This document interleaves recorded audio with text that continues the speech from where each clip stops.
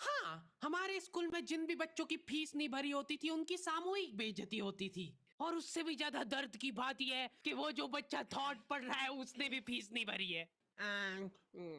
School वालों ने intentionally उसको वो थॉट दिया था ताकि उसकी अंतरात्मा भी बेइज्जत फील करे। उस दिन हम सब बच्चों को असेंबली में 2 घंटे तक खड़ा रखा था क्योंकि हमारी प्रिंसिपल मैडम ने दिन रात मेहनत करके कोई सा तो नारी शक्ति का अवार्ड खरीद लिया था। लास्ट 2 पेटी बोल रहे हैं लोग। बाप रे, 2 किसको बोलते हैं आपको पता भी है? 2 में तो नहीं। हाँ। लेकिन मैडम आप मानोगी नहीं, आपके पहले जितने लोग आए उनको मैंने 4 पेटी से कम में दिया नहीं है किसी को। चलो उठा लो इसको। अरे उसको नहीं, लाश को। ठीक है। मैम आपको दिख रहा है ना सामने का राम नाम।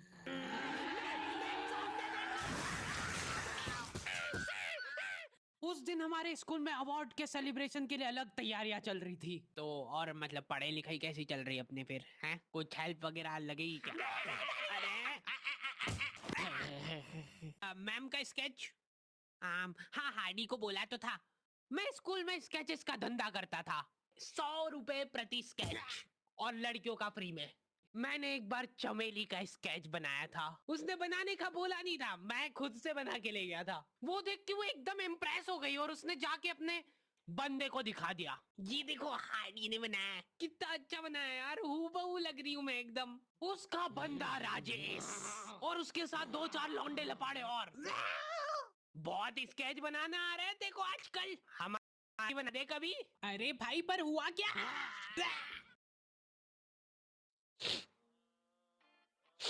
मैं रोते हुए एक ही चीज सोच रहा था कि ऐसा क्या गलत कर दिया यार मैंने। सिर्फ आई लव यू चमेली तो लिखा था मैंने।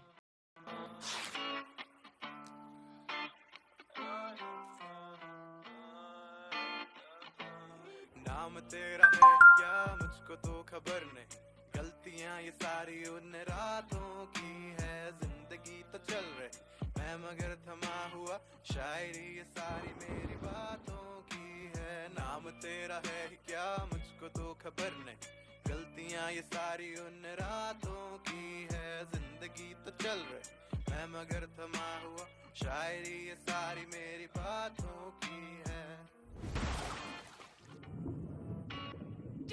ये क्या बना के लाए हो? मिट्टू लग रहा है एकदम। निकलो। ड्राइंग वाली मैडम ने मेरे को प्रिंसिपल मैडम का स्केच बनाने का बोला था और मैं अपनी जिंदगी का सबसे वाहियात स्केच बना के ले गया क्योंकि फ्री में बनवा रहे थे मेरे से। मैम अब फ्री में तो ऐसा ही मिले। असेंबली ग्राउंड में सारे कैदियों को हाइट वाइज खड़ा करा जाता था और जो भी बच्चा प्रेयर के बीच में आंखें खोलता था या हिलाडुली करता था, पसीना पोंछ रहा था वो बेचारा। प्रेयर खत्म होने के बाद हमारे आसपास लाशें पड़ी होती थी। असेंबली से क्लास तक का फासला बहुत कठिन होता था कुछ बच्चों के लिए। ओए रोक इधर, तेल क्यों नहीं डाला? सर वो मेरे घर पे जो कोई भी तेल लगा के नहीं आता था उसको घसीट के काल कोठरी में फेंक देते थे ये लोग और वहीं पे 25 लीटर वाली सोयाबीन तेल की केन उसके ऊपर ढोल देते थे। सर मैं कल डाल के बेचारे बच्चे फिर भी जैसे तैसे अपने क्लासरूम तक पहुंच रहे हैं और वहां पे टीचर के आते पता ही नहीं है। उनकी अलग मीटिंगें चल रही है ऑफिस में। अच्छा चलो बताओ कि अपन इन बच्चों को और किस तरीके से लूट सकते हैं। मेरे पास एक आइडिया है। देखो अपन क्या है कि एक प्रोजेक्टर लगवाते हैं एक ही क्लास में। कैदियों को क्लास में कोई संभालने वाला नहीं होता है तो ये अपने जंगली पने पे उतर ही आते हैं। मैं डर रहा हूं। लोहे की स्केल से बेंचे रगड़ रहे हैं, मिस्त्री फेल हो जाए इनके सामने, ऐसा फिनिशिंग वाला काम करते थे। लेकिन इनके जंगली पने यहीं पे खत्म नहीं हो रहे। 2 लौंडे उठे और उन्होंने उनकी बेंच उठा के खिड़की से बाहर फेंक दी। अब उनको देख के बाकी बच्चे भी क्लास का सारा सामान उठा के खिड़की से बाहर फेंक रहे। और क्यों कर रहे हैं ये सब वो इनको खुद को नहीं पता है। मैम शायद बाहर छोड़ो, इधर ध्यान दो ना आप।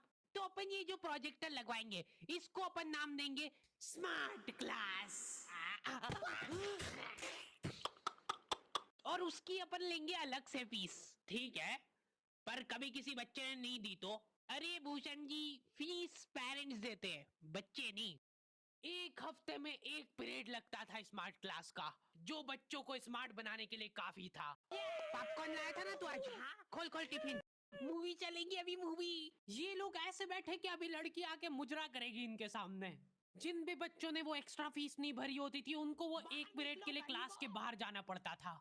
ये सब हरकतों में ही 10-15 मिनट निकल जाते थे। उसके बाद टीचर आके जैसे ही प्रोजेक्टर चालू कर रही है उसकी आधी स्क्रीन जने कहाँ सीलिंग पे ही चढ़ रही है। तो अब उस स्क्रीन को फिक्स करने के लिए एक एक्सपर्ट आदमी को बुलाया जाता है।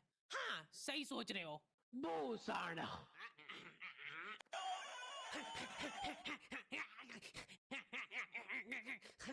जो बेंच पे चढ़ के उस स्क्रीन को सेट करता है। और जैसे ही प्रोजेक्टर चालू होता था पीरियड ही ओवर हो जाता था। और जो गरीब बच्चे बाहर खड़े थे उनमें से गलती से एक ने क्लासरूम में झांक लिया। क्या देखा तूने? हैं? क्या देखा? मैम कुछ नहीं, बस एक लाइट जलती हुई दिख रही थी मेरे को। 10 रुपए लगेंगे तूने जो 1 सेकंड देखा है उसके। ये सुविधा के कारण हमारे स्कूल के बच्चे इतना स्मार्ट बन गए थे ना, एक बार एक बच्चे को गुस्सा आया तो वो प्रोजेक्टर की डिस्प्ले केबल उखाड़ के ले गया घर। और अफसोस उस दिन के बाद कोई भी बच्चा स्मार्ट नहीं बन पाया। मैम जल्दी चलो, ऊपर एक केस हो गया। हमारे स्कूल में आए दिन कुछ ना कुछ केस होते रहते थे, लेकिन ये केस थोड़ा पेचीदा था। हमारी क्लास के किसी बच्चे ने लव लेटर लिखा था चमेली को, और वो लग गया टीचर के हाथ। तो ये अब केस बन चुका है पूरे स्कूल का। लोग अपने काम धाम छोड़ के उस मुजरिम को पकड़ने में लग गए। जो टीचर लीव लेके छुट्टी मनाने गए थे वो आधे रास्ते से पलट के आ गए थे। बेटा सही सही बता दो किसने लिखा है। अब ये 10-15 टीचर लोग आपस में डिस्कशन कर रहे हैं। सर आपने लिखा है तो बता दो, अपन बात दबा देंगे। फिर इन्होंने एक और एक्सपर्ट टीचर को बुलाया। बेटा सुन लो, मैं शकल देख के बता देती हूँ एक बार में कि कौन है मुजरिम। तुम बाहर जाओ। हाँ, तुम भी बाहर जाओ। तुम भी। क्लास में सिर्फ 4 लड़के बचे, जिनमें से एक मैं हूँ। बाकी सभी बच्चे इसके शक के दायरे में थे। उन सभी बच्चों को काल कोठरी में ले जाके टॉर्चर किया जा रहा था। बोल दे बेटा क्यों लिखा है। इधर मैडमों को अलग चीजों की टेंशन हो रही थी। ने चमेली में मात्रा तक गलत लगाई है। अरे रुको, इसका बाप भी बोलेगा सच। बोल दे बेटा क्यों लिखा था। बस हाँ बोल, तूने लिखा था। बोल। सर हाँ सर मैंने हाँ नहीं लिखा। सर हमने नहीं लिखा। चुप। बोल सच सच बोल। अभी भी मौका है, बोल दे। बोल दे कि तूने नहीं लिखा सर। मरना ही आज मतलब तुमको। मुंह खोल। ऐसे तो ये कसाई मार डालेगा सारे बच्चों को। साइड करो इसको, मैं जा रही हूँ। अरे मैम सबने सच बोल दिया है, इन सभी ने मिल के लिखा है। हाँ हाँ sir, very good very good. चलो अब साइड हो जाओ। ये क्या, किसने मारा मेरे बच्चों को? पानी पियो बेटा, लो पानी पियो। लेकिन उसके पहले मेरे को बताओ कि तुम में से किसी ने लिखा है या नहीं। इधर इनकी क्लास में अलग इन्वेस्टिगेशन चल रही थी। बेटा देखो, अगर तुमको आपस में भी किसी पे शक हो तो तुम लोग बता सकते हो खुल के, किसी से डरने की कोई जरूरत नहीं है। इतने में राजेश उठ के बोल रहा है, मैम मेरे को हार्डी पे शक है। तो पहले क्यों नहीं बताया? उसके बाद ये लोग मेरे को ही पकड़ के ले गए। अभी देखो मेरी शक्ल पता है थोड़ी सी ऐसी भोली टाइप है, तो मेरे को बचपन से उस चीज का एडवांटेज मिला है। जैसे किसी बच्चे से लड़ाई हो गई, सर इसने ही मारा है मेरे बच्चे को। नहीं नहीं नहीं, ये नहीं मार सकता यार, इसको जरूर किसी ने फंसाया है। कुछ भी बोलो यार, लेकिन मेरे को नहीं लग रहा यार कि ये हो सकता है मुजरिम। बेटा बेटा सच सच बताओ, तुमको किसने फंसाया है? बेटा देखो, अगर किसी ने तुमको फंसाया है तो उसका नाम बताओ। डरो मत, घबरा मत, सिर्फ नाम बताओ। हाँ बेटा, डरने की बिल्कुल बात नहीं है।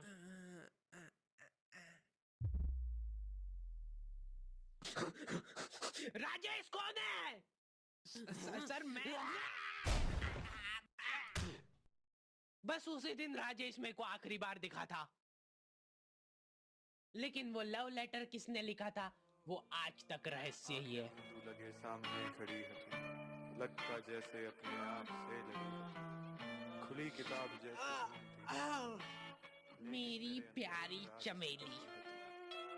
नाम तेरा है क्या मुझको तो खबर नहीं, गलती है, इसलिए वी आर हायरिंग। तो अगर तुम में से कोई भी इंटरेस्टेड है और हमारे काम में कहीं भी कंट्रीब्यूट कर सकता है तो तुम अप्लाई कर सकते हो। सारी डिटेल्स तुम लोगों को डिस्क्रिप्शन वगैरह में मिल जाएगी। और प्लीज कोई भी ऐसे मेल्स मत भेजना जिसको पढ़ के हमारा वीडियो बनाने से मन ही उड़ जाए। मिलते हैं नेक्स्ट वीडियो में। नाम के तेरे मुझको तो खबर नहीं, मैं देखता ही